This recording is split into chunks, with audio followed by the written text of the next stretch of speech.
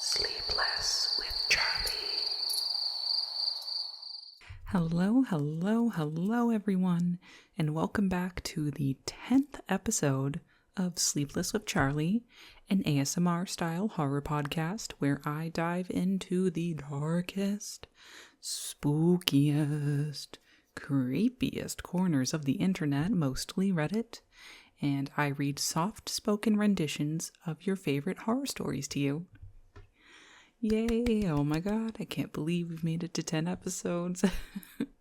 This was supposed to happen last week, but I got a little bit busy, so we're doing it this week. This week's episode is going to be a little bit on the shorter side, but we are only doing good ones today. Today we are doing classic creepypastas. We got your Russian sleep experiment, we got an egg, we got Dead Bart. So we're going to do all three of those, and we'll see how we feel by story 3. Maybe we'll do a couple more. We'll see. We're doing it live today. So I hope you guys have a great week, and I will just shut up and get to the stories. Here we go. Alrighty, story 1. The Russian Sleep Experiment, which I read as a child, and it scared the crap out of me, so let's see if it still scares the kids of today. Russian researchers in the late 1940s kept 5 people awake for 15 days using an experimental gas-based stimulant. They were kept in a sealed environment to carefully monitor their oxygen intake, so the gas didn't kill them, since it was toxic in high concentrations. This was before closed-circuit cameras, so they only had microphones in 5-inch thick glass porthole-sized windows into the chamber to monitor them. The chamber was stocked with books, cots to sleep on, but no bedding, running water, and a toilet, and enough dried food to last all 5 for over a month. The test subjects were political prisoners deemed enemies of the state during World War II. Everything was fine for the first 5 days. The subjects hardly complained, having been promised, falsely, that they would be freed if they submitted to the test and did not sleep for 30 days. Their conversations and activities were monitored, and it was noted that they continued to talk about increasingly traumatic incidents in their past, and the general tone of their conversations took on a darker aspect after the 4-day mark. After 5 days, they started to complain about the circumstances and events that led them to where they were, and started to demonstrate severe paranoia. They stopped talking to each other and began alternately whispering to the microphones and one-way mirrored portholes. Oddly, they all seemed to think they could win the trust of the experimenters by turning over their comrades, the other subjects in captivity with them. At first, the researchers suspected this was an effect of the gas itself. After 9 days, the first of them started screaming. He ran the length of the chamber, repeatedly yelling at the top of his lungs for 3 hours straight. He continued attempting to scream, but he was only able to produce occasional squeaks. The researchers postulated that he had physically torn his vocal cords. The most surprising thing about this behavior is how the other captives reacted to it, or rather, didn't react to it. They continued whispering to the microphones until the second of the captives started to scream. The 2 non-screaming captives took the books apart, smeared page after page with their own feces, and pasted them calmly over the glass portholes. The screaming promptly stopped. So did the whispering to the microphones. After 3 more days passed, the researchers checked the microphones hourly to make sure they were working, since they thought it impossible that no sound could be coming with 5 people inside. The oxygen consumption in the chamber indicated that all 5 must still be alive. In fact, it was the amount of oxygen 5 people would consume at a very heavy level of strenuous exercise. On the morning of the 14th day, the researchers did something they'd said they would not do to get a reaction from the captives. They used the intercom inside the chamber, hoping to provoke any response from the captives they were afraid were either dead or vegetables. They announced, "We are opening the chamber to test the microphones. Step away from the door and lie flat on the floor, or you will be shot. Compliance will earn one of you your immediate freedom." To their surprise, they heard a single phrase and a calm voice respond, "We no longer want to be freed." Debate broke out amongst the researchers and the military forces funding the research. Unable to provoke any more response using the intercom, it was finally decided to open the chamber at midnight on the 15th day. The chamber was flushed of the stimulant gas and filled with fresh air, and immediately voices from the microphone began to object. 3 different voices began begging, as if pleading for the life of loved ones, to turn the gas back on. The chamber was opened, and soldiers sent in to retrieve the test subjects. They began to scream, louder than ever, and so did the soldiers when they saw what was inside. 4 of the 5 subjects were still alive, although no one could rightly call the state that any of them were in life. The food rations past day 5 had not been so much as touched. There were chunks of meat from the dead test subjects' thighs and chest, stuffed into the drain in the center of the chamber, blocking the drain and allowing 4 inches of water to accumulate on the floor. Precisely how much of the water was on the floor was actually blood was never determined. All 4 surviving test subjects also had large portions of muscle and skin torn away from their bodies. The destruction of flesh and exposed bone on their fingertips indicated that the wounds were inflicted by hand, not with teeth as the researchers initially thought. Closer examination of the position and angles of the wounds indicated that most, if not all of them, were self-inflicted. The abdominal organs below the ribcage of all 4 test subjects had been removed. While the heart, lungs, and diaphragm remained in place, the skin and most of the muscles attached to the ribs had been ripped off, exposing the lungs through the ribcage. All the blood vessels and organs remained intact. They had just been taken out and laid on the floor, fanning out around the eviscerated but still living bodies of the subjects. The digestive tract of all 4 could be seen to be working, digesting food. It quickly became apparent that they were digesting was their own flesh, and they had ripped off and eaten over the course of days.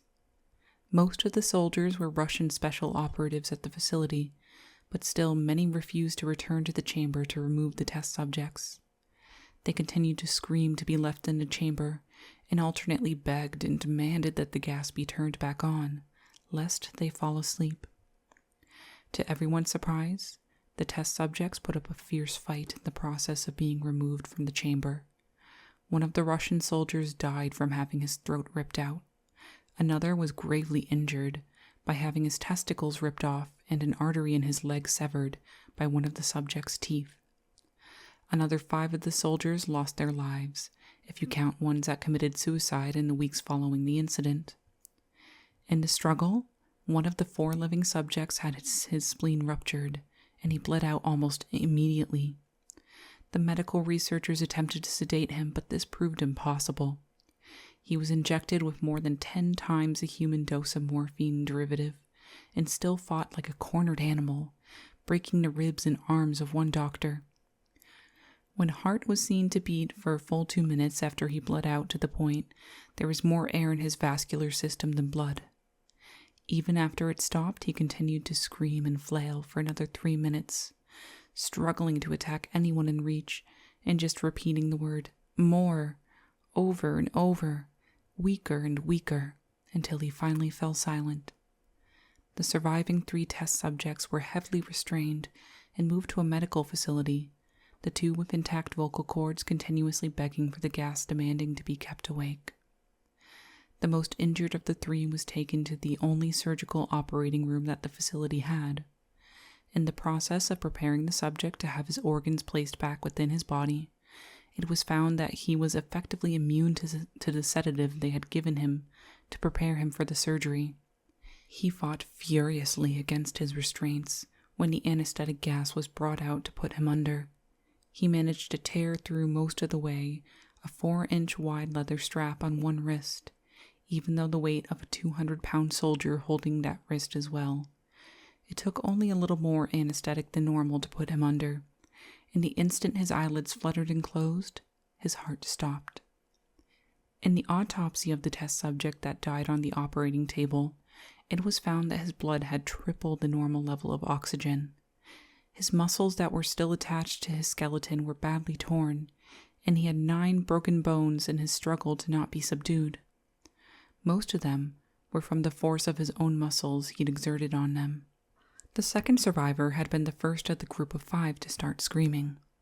His vocal cords destroyed, he was unable to beg or object to surgery, and he only reacted by shaking his head violently in disapproval when the anesthetic gas was brought near him.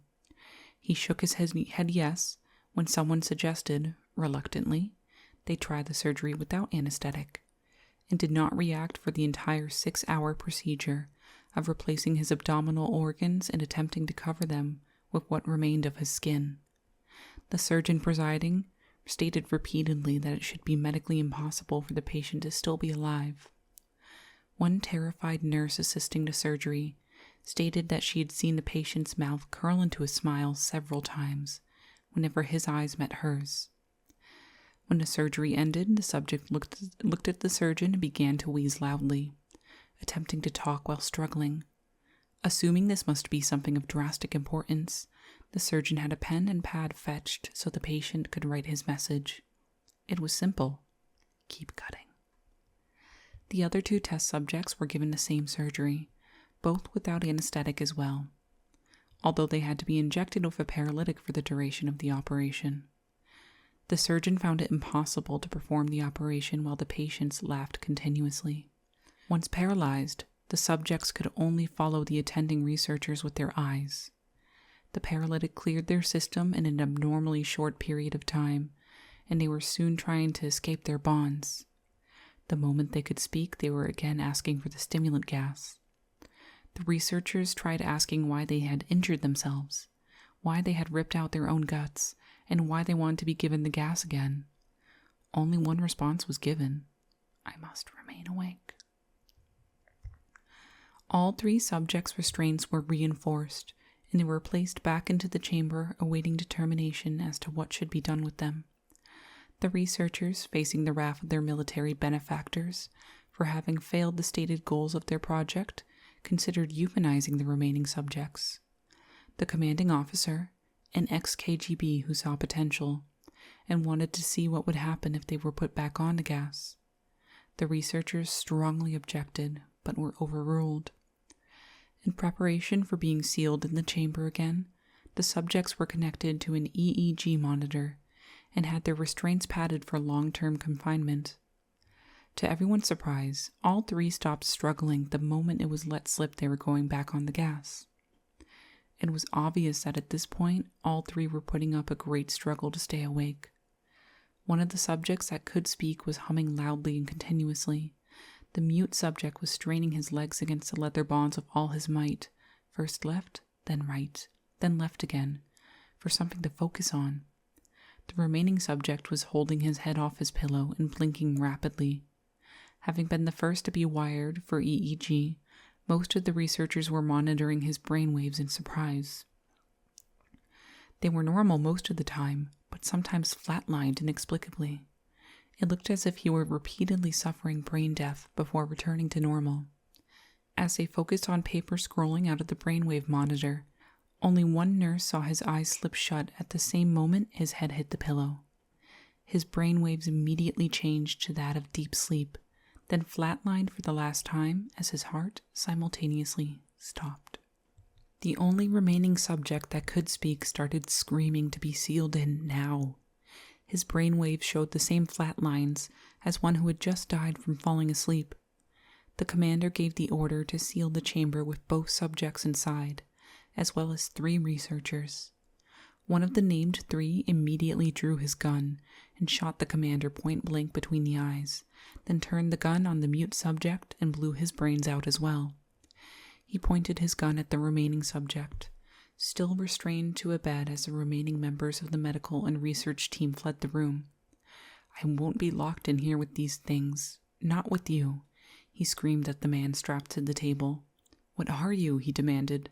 "I must know." The subject smiled. "Have you forgotten so easily?" the subject asked. "We are you. We are the madness that lurks within you all, begging to be free at every moment in your deepest animal mind. We are what you hide from in your beds every night. We are what you sedate into silence and paralysis when you go to the nocturnal haven where we cannot tread. The researcher paused, then aimed at the subject's heart and fired. The EEG flatlined as the subject weakly choked out, "So nearly free." Ooh, edgy.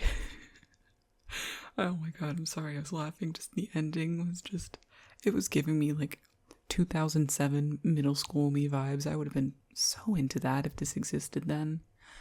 I'm not sure when this was written. Let me see if I can tell.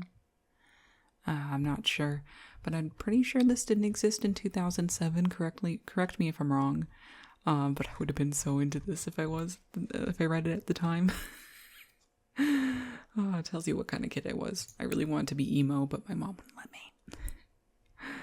Alright, so that one's a classic. Love that one.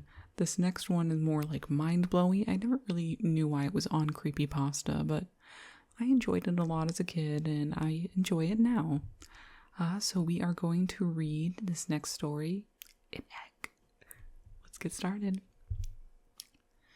It was a car accident. Nothing particularly remarkable, but fatal nonetheless. You left behind a wife and 2 children. It was a painless death. The EMTs tried their best to save you, but to no avail. Your body was so utterly shattered, you were better off. Trust me. And that's when you met me. What happened? You asked. Where am I? You died, I said, matter-of-factly. No point mincing words. There was a truck and it was skidding? Yep, I said. I died. Yep, but don't feel bad about it. Everyone dies, I said. You looked around. There was nothingness, just you and me. What is this place? You asked. Is this the afterlife? More or less, I said. Are you God? You asked. Yep, I replied. I'm God. My kids, my wife, you said. What about them? Will they be all right? That's what I like to see, I said. You just died and your main concern is for your family. That's good stuff right there. You looked at me with fascination. To you, I didn't look like God. I just looked like some man, some vague authority figure, more of a grammar school teacher than the Almighty. Don't worry, I said. They'll be fine. Your kids will remember you as perfect in every way. They didn't have time to grow contempt for you. Your wife will cry on the outside, but will be secretly relieved. To be fair, your marriage was falling apart. If it's any consolation, she'll feel very guilty for feeling relieved. Oh, you said. So, what happens now? Do I go to heaven or hell or something? Neither, I said. You'll be reincarnated. Ah, you said. So the Hindus were right. All the religions are right in their own way, I said. Walk with me. You followed along as we strolled in the void. Where are we going? Nowhere in particular, I said. It's just nice to walk while we talk. So what's the point then, you asked? When I get reborn, I'll just be a blank slate, right? A baby. So all my experiences and everything I did in this life won't matter. Not so, I said. You have within you all the knowledge and experiences of all your past lives. You just don't remember them right now. I stopped walking and took you by the shoulder. Your soul is more magnificent, beautiful, and gigantic than you could possibly imagine. A human mind can only contain a tiny fraction of what you are. It's like sticking your finger in a glass of water to see if it's hot or cold. You put a tiny part of yourself into the vessel, and when you bring it back out, you've gained all the experiences it had. You've been a human for the last 34 years, so you haven't stretched out yet and felt the rest of your immense consciousness. If we hung out here for longer, you'd start remembering everything. But there's no point doing that between each life. How many times have I been reincarnated then? Oh, lots and lots, and into lots of different lives, I said. This time around, you'll be a Chinese peasant girl in 540 AD. Wait, what? You stammered. You're sending me back in time? Well, I guess technically, time as you know it only exists in your universe. Things are different where I come from. Where do you come from? You pondered. Oh, sure, I explained. I come from somewhere else. And there are others like me. I know you'll want to know what it's like there, but you honestly won't understand. Oh, you said, a little let down. But wait, if I get reincarnated to other places in time, could I have interacted with myself at some point? Sure, happens all the time. And with both lives only aware of their own time span, and you don't even know it's happening. So what's the point of it all? Seriously? I asked. Seriously? You're asking me for the meaning of life? Isn't that a little stereotypical? Well, it's a reasonable question, you persisted. I looked in your eye. The meaning of life, the reason I made this whole universe, is for you to mature. You mean mankind? You want us to mature? No, just you. I made this whole universe for you. With each new life, you grow and mature, and become a larger and greater intellect. Just me? What about everyone else? There is no one else, I said. In this universe, there's just you and me. You stared blankly at me. But all the people on Earth. All you. Different incarnations of you.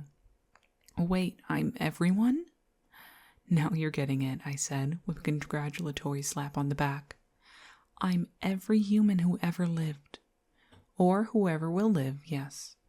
I'm Abraham Lincoln, and you're John Wilkes Booth, too, I added. I'm Hitler, you said, appalled.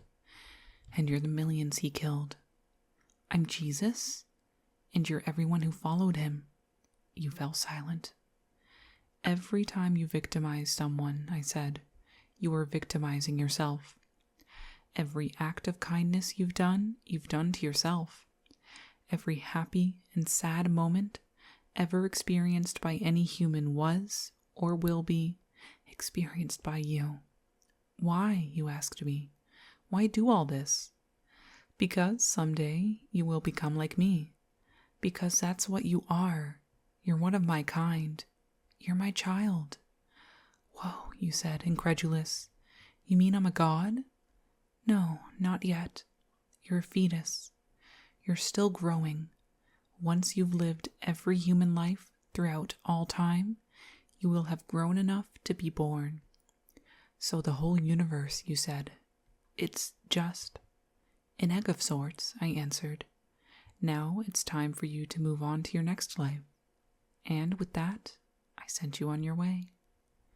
Ooh, that's another classic one. It feels all philosophical and fun. Like baby's first philosophy question. I like that one. It's a little bit shorter and not as spooky and more like mind-blowing, but I think it holds up pretty well. I noticed the Russian sleep experiment had a lot of typos in it, and that one just seemed better put together. But yeah, I like that one. And for our final story, of course, we have to do a lost episode creepypasta because that's the ultimate kind of classic. So I will be doing one of my favorites, Dead Bart. Let's dive right in. You know how Fox has a weird way of counting Simpsons episodes? They refuse to count a couple of them, making the amount of episodes inconsistent. The reason for this is a lost episode from season 1. Finding details about this missing episode is difficult. No one who was working on the show at the time likes to talk about it. From what has been pieced together, the lost episode was written entirely by Matt Groening. During production of the first season, Matt started to act strangely. He was very quiet, seemed nervous and morbid. Mentioning this to anyone who is present results in them getting very angry and forbidding you to ever mention it to Matt. I first heard of it at an event where David Silverman was speaking. Someone in the crowd asked about the episode, and Silverman simply left the stage, ending the presentation hours early. The episode's production number was 7G06. The title was Dead Bart. The episode labeled 7G06, Moaning Lisa, was made later and given Dead Bart's production code to hide the latter's existence. In addition to getting angry, asking anyone who was on the show about this will cause them to do everything they can to stop you from directly communicating with Matt Groening. At a fan event, I managed to follow him after he spoke to the crowd, and eventually had a chance to talk to him alone as he was leaving the building. He didn't seem upset that I had followed him, probably expected a typical encounter with an obsessive fan. When I mentioned the lost episode, though, all color drained from his face and he started trembling. When I asked him if he could tell me any of the details, he sounded like he was on the verge of tears. He grabbed a piece of paper, wrote something on it, and handed it to me. He begged me never to mention the episode again. The piece of paper had a website address on it. I would rather not say what it was, for reasons you'll see in a second.